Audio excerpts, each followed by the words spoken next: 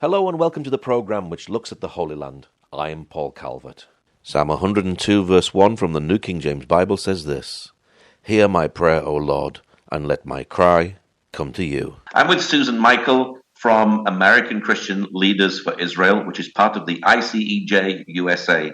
Now, Susan, what is the ACLI? ACLI, the American Christian Leaders for Israel, is a network of Christian leaders that we created and have managed over the years. It's not an organization, it's not another entity. It's just a collaborative banner under which we like to come together with leaders of other organizations and do our advocacy together, because the United States is such a big country and no one organization can really speak to or speak on behalf of the tens of millions of evangelicals in America. So this way, when we unite our voices with other leaders, we really do speak to and on behalf of tens of millions of Christians. So that's why we formed it. Now, last year you were celebrating 10 years. Did you do something special for that event? We did. We had a reception at the annual National Religious Broadcasters Convention. Now, that's like the largest convention of Christian leaders and communicators in the United States. And they were one of the founding members of ACLI. They've been a key and critical partner over the years. And so they hosted a reception to honor our 10th anniversary and to announce to all the leaders there at the convention that ACLI is the Israel advocacy arm for the NRB. And that visibility and that stamp of approval really pushed us into a whole new level of exposure and impact. The NRB is very, very big in America, isn't it? I've sort of heard of them. So this must be a really great honor to be able to be part with that. It was, and now I was just added to the board of the NRB. So that also is a great honor to be a part of the leadership of that great organization. How important is it to have a voice like this in America? The ACLI voice is critical because in the pro-Israel Christian world, there are many different organizations and ministries. Some of them focused on Israel, some of them are not focused on Israel, but they're very pro-Israel and will speak up. And we really needed to come together in unity because fragmented as we were, we didn't have much impact. And, you know, politics is about power. And you have influence in politics if you have numbers. And so it's critical that we unite our voices and we show that these are the major evangelical Christians in America taking this stance on this issue. Say if it's against the proliferation of nuclear arms by Iran. We stood out. That was our founding issue, actually, in 2015. That was the first issue we tackled. Since then, we've taken a stance on a number of issues. After October the 7th, we came together and we said, what do we need to do? And first, we did a letter to the president asking for his continued and even greater support of the Jewish community in America. But secondly, we wrote a letter to all the presidents of the universities in the United States, secular universities, so over 300 presidents of universities, as Christian leaders, asking them to adopt a definition of anti-Semitism and enforce it on campus, and to provide greater security for their Jewish students.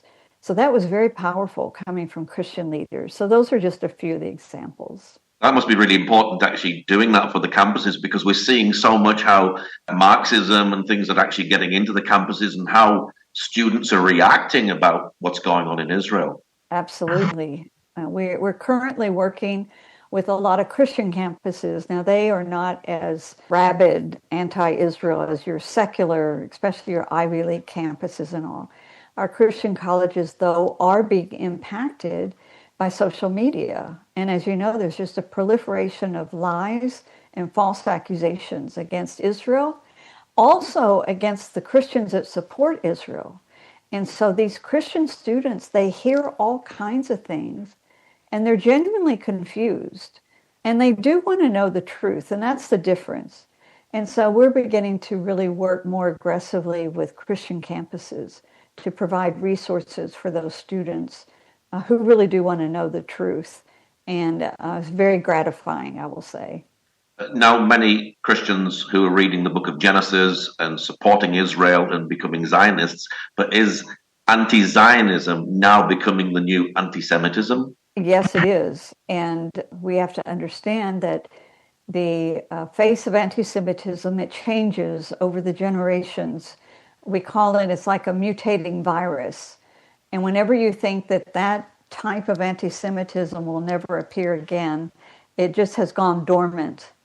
And it'll come alive in another generation with a slightly different face. But at the end of the day, it's the same evil force wanting to create the annihilation of the Jewish people. And our message to the Christian world is you have to understand that you also are a target of that evil force. And Christians that support Israel, that are friends of Israel, are now being lied about and attacked just as viciously as the state of Israel is. And so we have to understand this and be prepared to articulate a defense against it. Are you seeing an attack personally on you and the ACLI as well? Well, we're seeing it in social media. So if we post something that's in favor of Israel, you wouldn't believe, and you don't even know how many of the messages are coming from a real person and how many of them are just bots. But they seem to look for certain words, and when they see those words, then you'll just get message after message after message. Terrible things, that we support genocide, that we support baby killers. And so that's why it's so important that we learn to defend Israel and the Jewish people against those lies. Then we're able to defend ourselves and not be associated with those lies. Is it difficult dealing with that? Because I sort of get the feeling myself is, I've seen videos of people, of one person just recently shouting over to Israelis and calling them baby killers.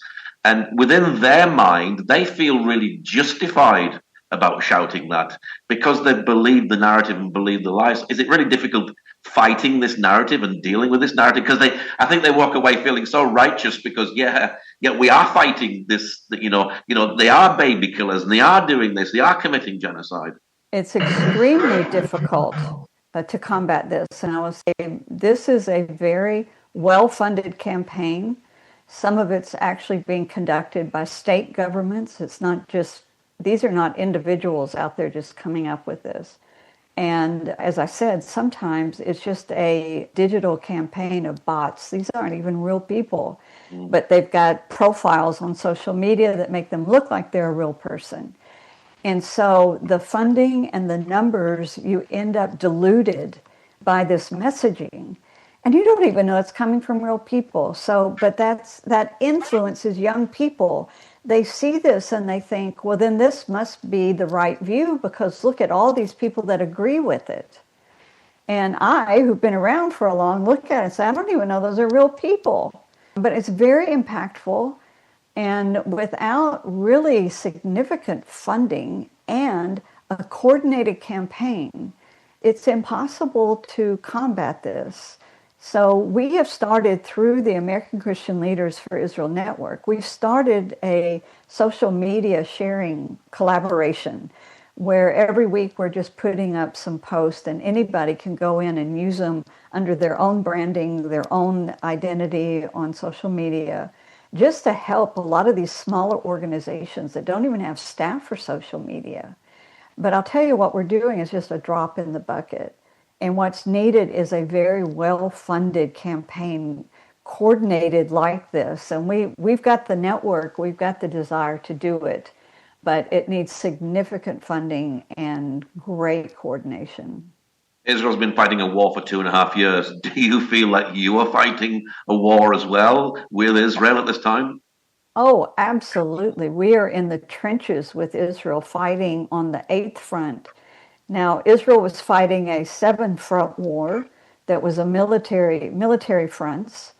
And of course, we're not involved in that. But the 8th front of this war is in the realm of public perception.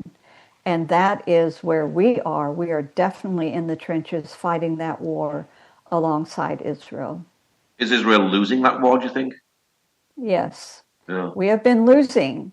That doesn't mean that we will lose, but we have been losing on that eighth front. So there's a lot of conversation taking place now.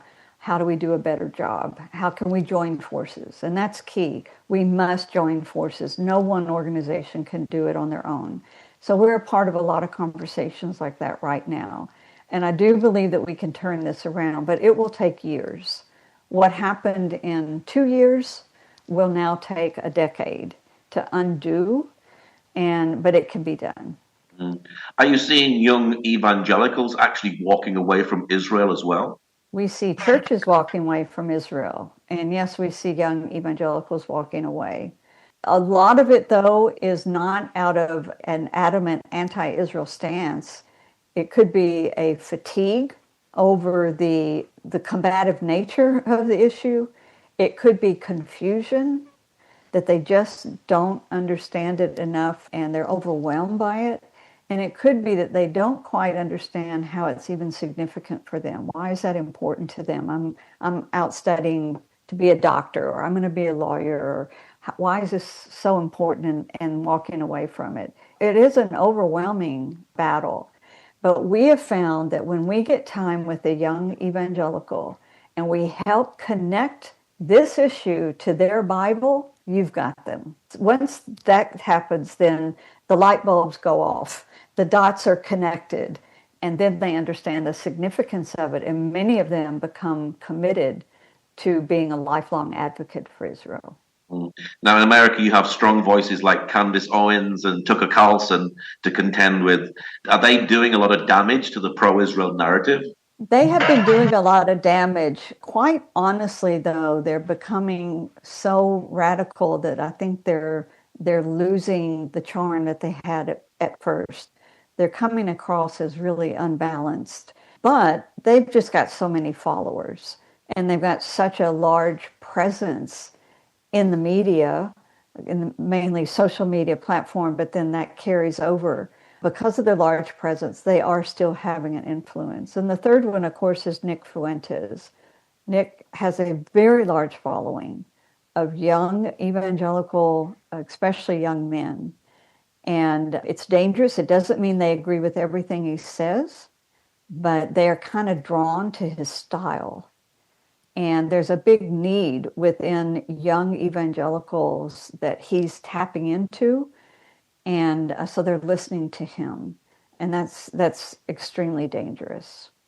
It's part of the problem today, like social media, things like that, where that's where people are getting their news from, but it doesn't necessarily mean that the news is correct. But also as well, the news is actually often wrong as well because they have their own narratives. Yeah, and this is what I tell young people all the time. You know, my heart goes out to them because they're growing up in an age where you cannot believe what you see. The video can be AI generated, it can be doctored, it can be totally false, not at all what it says that it's portraying. You can't believe images. Images are so easily doctored now. And you can't believe what you're being told because there's just an outright campaign of lies and propaganda. So how do they know what to believe? That's the really scary thing. And of course it is, you find your trusted sources. You find those you trust. And our organization, the International Christian Embassy Jerusalem, we're one of those trusted sources for young Christians because we've been on the ground in Israel 46 years now. So we know we're there, and we'd be happy to host them so that they could see it for themselves. And that's the second thing I tell them. Number one, find your trusted source. Secondly is go to Israel and see it for yourself. Do not go by what you're being told. Go see it for yourself and make up your own mind. Do you bring groups to Israel and take them round so that they can actually meet the various different things here in Israel? Yeah, absolutely. We take as many groups as we can, and because it's totally life-changing. And while they're there in Israel, they get to see Israel today for what it is, meet the people, and that just melts a lot of those lies right there. But secondly, we get to connect them to the land of the Bible. And once they get there, their Bible just comes alive. And that's what happened to me. I was a 19-year-old biblical studies major in university when I first got to go to Israel for a summer study program. Completely changed my life because my Bible came alive. Mm. Then Israeli society and Israel became so fascinating to me. And it also came alive. And that's exactly the experience we want to introduce these young people to. I know that the ICEJ has been doing a lot of work in Kibbutz Be'eri. Are you taking people down to the south as well so that they can see some of the areas where Israel was attacked on October the 7th? Absolutely. And that is just critical in these days because so many people have been told that, October the 7th was even a lie or, they have no idea. We meet young people, they don't even know what happened. It's like, why? What happened on October 7th, 2023? So to take them down there and let them see the faces of those young people that were at that Nova Festival that were just mowed down and murdered in place. Let them hear the stories from Kibbutz Be'eri of those that were taken hostage and to allow them to be a part of rebuilding a devastated community. So it's really critical. We take every group down there. So the ACLI is amplifying biblical truth. Is this very much needed today? Yes, I believe that for the Christian world, which let's face it, there's somewhere around 800 million evangelical Christians. In America, we say there's around 50, 60 million. These numbers are a little loose, but the truth is there's just hundreds of millions of us, and we are dedicated to the authority of Scripture. So once we are able to share with those hundreds of millions of evangelicals, Israel, the significance of Israel in their Bible, we've got them for life. They're going to be an Israel advocate. They're going to pray for the peace of Jerusalem. They're going to be watchmen on the walls of Jerusalem, as Isaiah called us to be. They're going to want to be there as a support and a comfort to even their local Jewish community. That's what we want to see happen, and it all begins in the pages of the Bible. Now, some people love him and some people hate him. How important has Donald Trump, the president of the US, been to Israel? Yeah, Donald Trump, such an electrifying personality. But what's refreshing about him is that he threw political correctness out the window.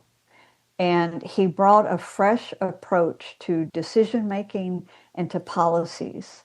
And we so desperately needed that. This country is so close to going down the tubes.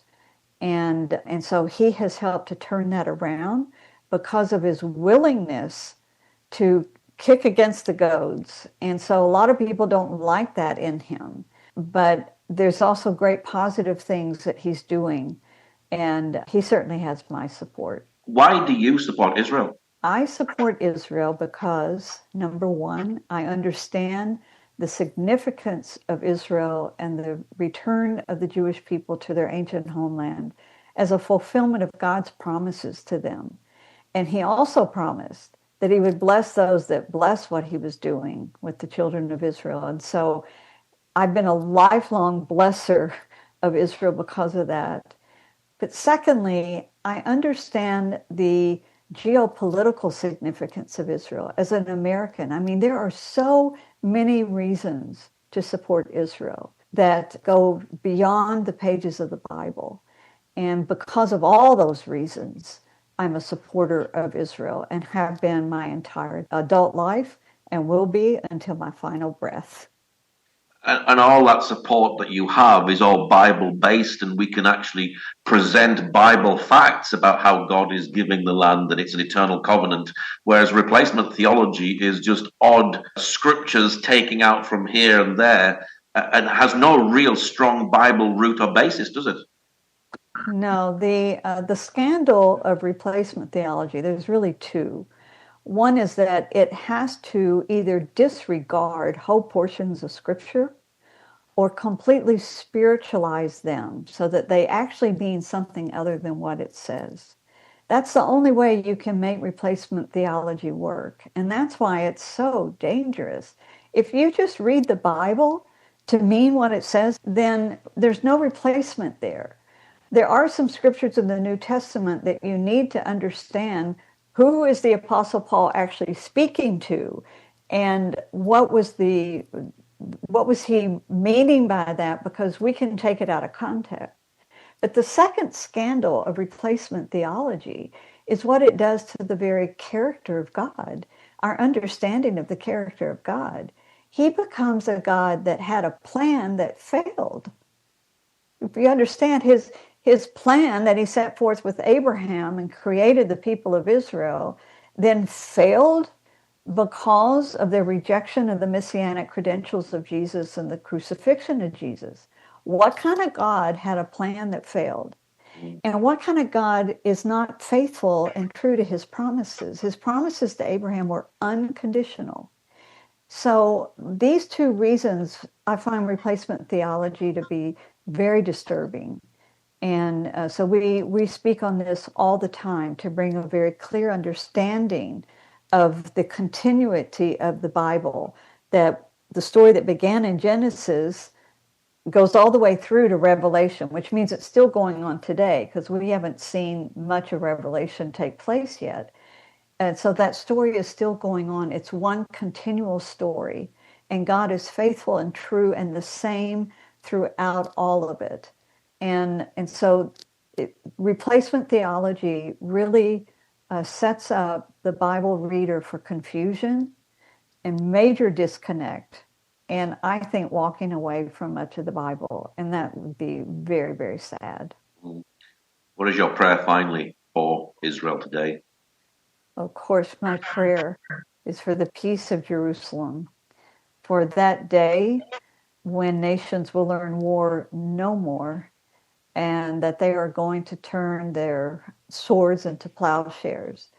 And I know that that may not come tomorrow, that day. And until then, there may be continued difficulty, there may be continued war. But we all pray for that day, because that's the day that Jerusalem is a praise in the earth. The kingdom of God has been established here. It's a kingdom of peace, and we will all be blessed through that. And so that's my prayer for Israel.